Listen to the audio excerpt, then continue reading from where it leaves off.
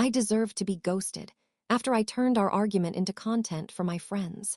Okay, can someone please tell me? Am I crazy for thinking that a real relationship should involve, actual arguments? Not just silence, because that's what I lived with. A deep, suffocating silence that could choke the life out of a room. My boyfriend, well, ex-boyfriend now, I guess, Daniel, was a master of it. He wasn't the type to yell or throw things. Honestly, sometimes I wish he was. At least then I'd know what I was dealing with. Instead, he dealt in disappointment. It was his currency. Like 2 weeks ago, I came home late from a work thing. My phone had died, and I forgot to text. A simple mistake. Instead of asking if I was okay or getting mad, he just gave me this quiet, wounded look. And that was it. The silent treatment was on. For the next 48 hours, the entire apartment felt like a tomb. Every sound I made, the clink of my glass, the rustle of my clothes, felt like a cannon blast in the quiet. He'd move around me like I was a ghost, his shoulders just a little too stiff, his answers to my questions clipped to a single word. Fine. Nothing. Tired. It was a punishment, pure and simple. A cold, drawn-out punishment designed to make me feel small and reckless. I'd try to break through it. I'd plead with him. Daniel, please, just talk to me. Yell at me. Anything is better than this. He'd just shake his head, his face a mask of calm control, and say, "There's nothing to discuss, Vivian. I'm just processing." Processing what? That I'm a human who makes mistakes. Living with him was like trying to navigate a minefield in the dark. So yeah, I got loud sometimes. I had to. It was the only way to feel like I even existed in my own home. Is that so wrong? I know it's not an excuse, but you have to understand my friends. My circle, especially the women I'm closest to, are intense. We're all in high-pressure jobs, living in a city that demands you be sharp and assertive.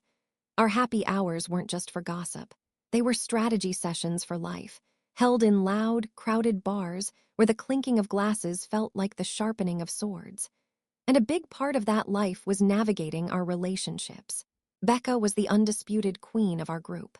She's a senior marketing director, unbelievably smart, and has this take-no-prisoners attitude that I've always admired. Her motto was, "In love and business, never be the one who wants it more." To her, relationships were like business deals. You set your terms, you demand respect, and you never, ever let them see you weak. Our group chat, named the Boardroom, was a constant stream of screenshots of guys' dumb texts, followed by Becca's perfectly crafted, dismissive responses that we'd all cheer on with fire emojis. Venting about your partner wasn't just accepted, it was a currency. The more dramatic the story, the more validation you received. It was a performance. We'd workshop our arguments, dissect our boyfriends' motives like they were quarterly reports. He did what? Oh, honey, you need to put him in his place. It was intoxicating. When Daniel would wrap me in his signature blanket of silence, I'd feel so incredibly alone and powerless in our apartment. But then I'd go out with my friends, and suddenly my frustration wasn't just mine anymore. It was our collective battle cry against men who didn't appreciate us. They'd listen to my stories about Daniel's passive-aggressive tactics and get furious on my behalf. "He's manipulating you, Vive," Becca would say, swirling her wine, her eyes sharp. That quiet routine is a classic power play. It's designed to make you feel crazy, to make you beg. Hearing them frame it that way made my anger feel justified, righteous even. It wasn't just me being overly sensitive. It was me standing up to emotional manipulation. I started to lean on their approval more and more.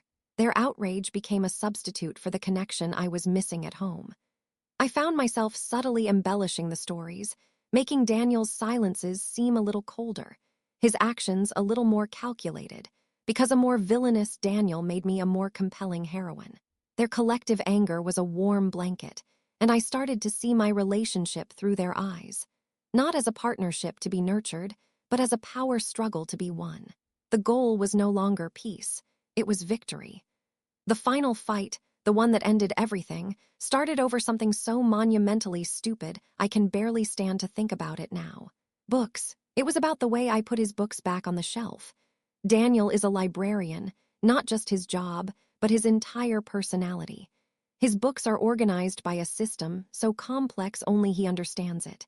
I'd been reading one of his paperbacks and, without thinking, slid it back into a random empty spot.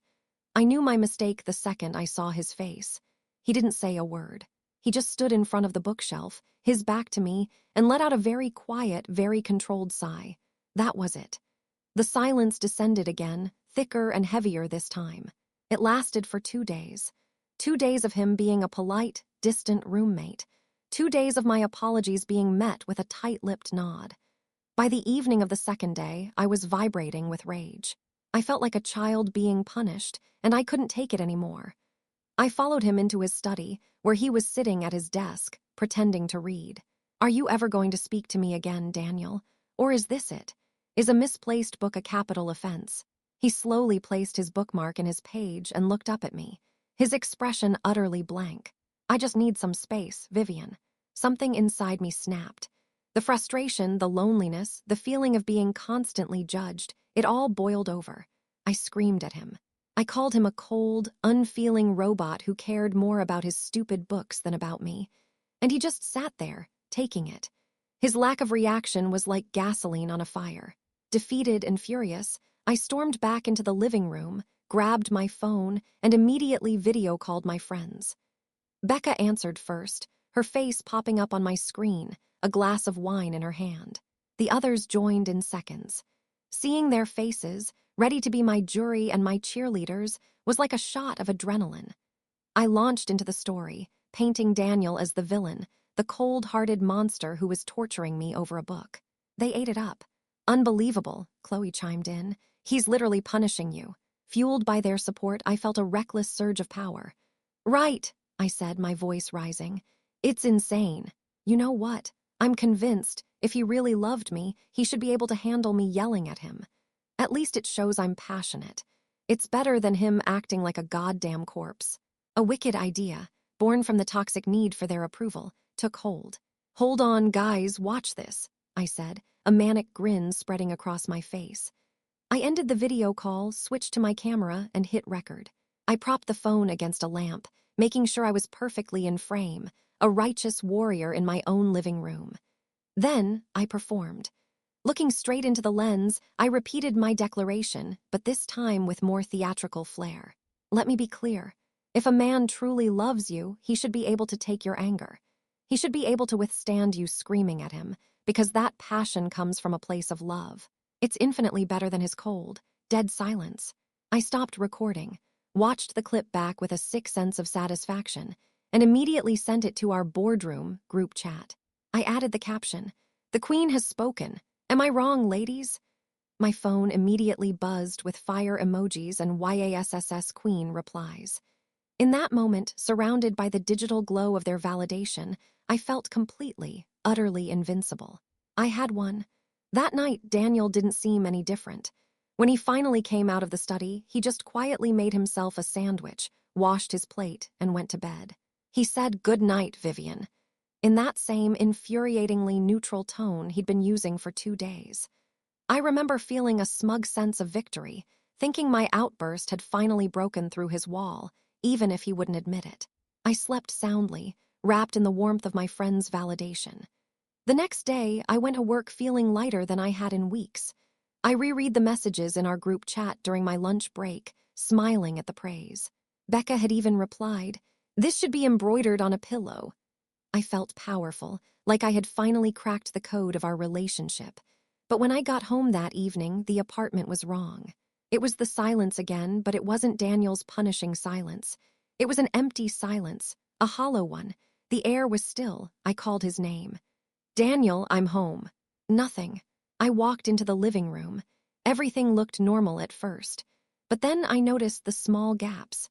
The space on the coffee table where his stack of library books always sat was empty. I went into the bathroom. His toothbrush was gone. His side of the medicine cabinet was bare.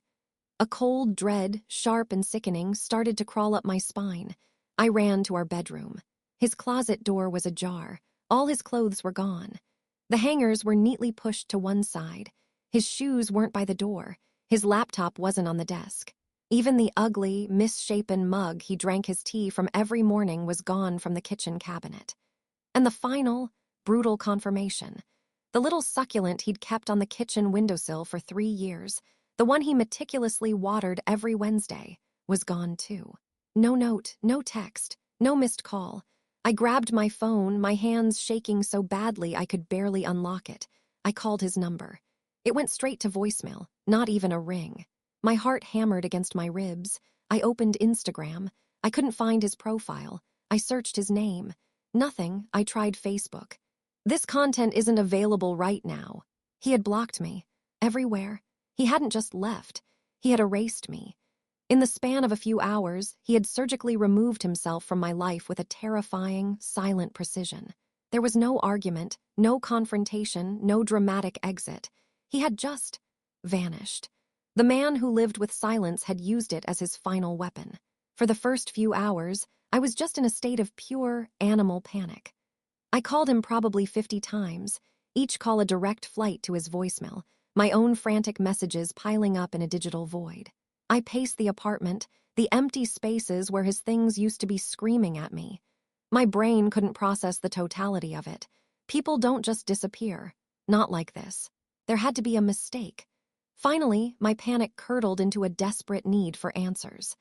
I started texting my friends, the same ones who had been my cheerleaders less than 24 hours before.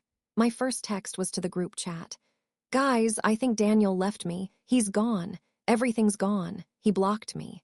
The response was a beat of silence, a digital pause that felt louder than anything. Then a few tentative question marks. Finally, Becca replied, "Wait, what? What do you mean he's gone?"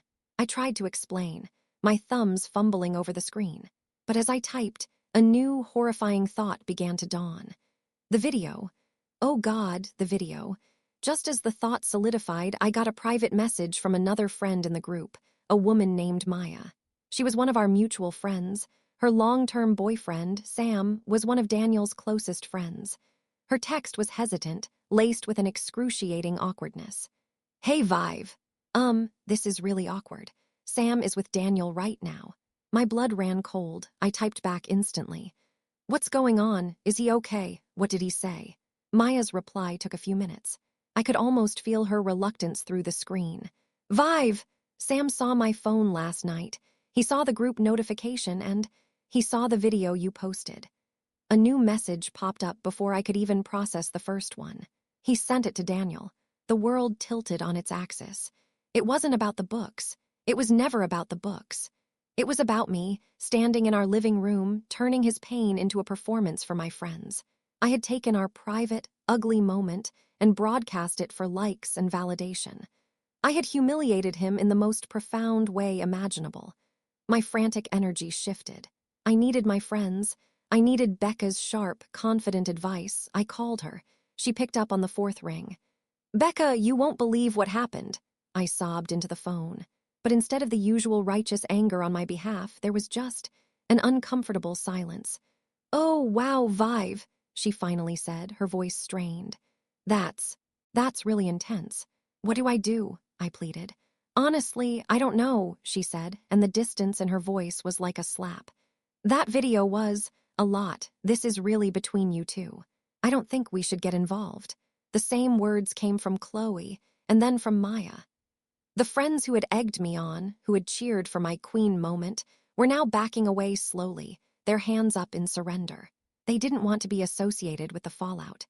The solidarity of the boardroom had dissolved in the face of actual, real-world consequences.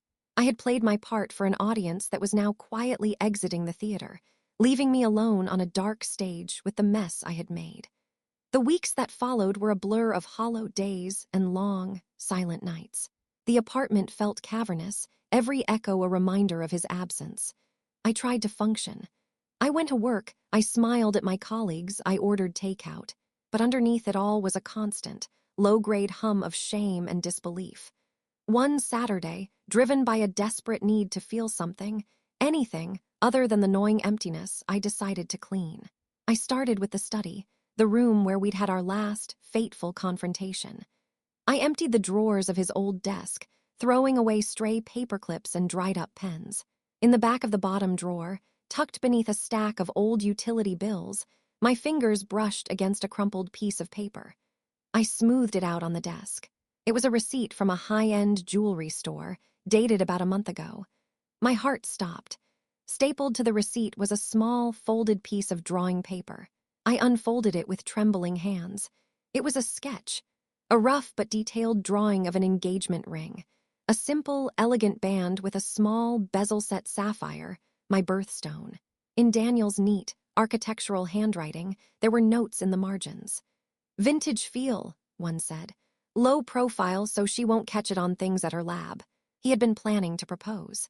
While I was complaining to my friends about his silence, he was silently planning our future. While I was performing my anger for an audience, he was designing a symbol of his commitment. The sheer weight of my stupidity crashed down on me. It wasn't just that I had been cruel.